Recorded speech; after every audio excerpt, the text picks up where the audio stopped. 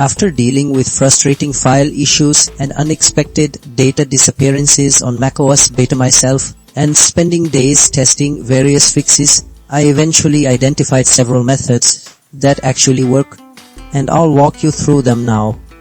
This video will show you how to fix file corrupt and data loss bug in Macos beta, ensuring your system runs smoothly.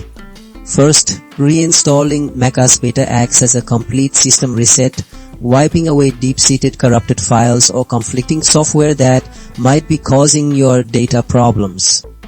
It gives your Mac a fresh start, often fixing issues that are otherwise hard to trace.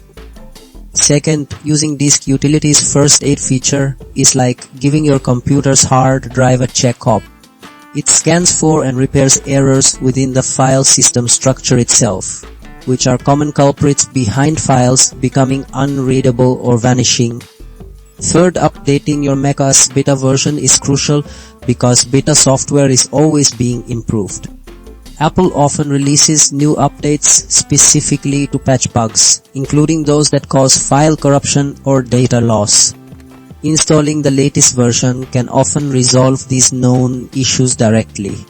Finally, starting your Mac in safe mode helps identify if a third-party application is causing the trouble. Safe mode loads only the most important system software, so if your files work correctly there, you know another app is likely the problem, letting you remove it.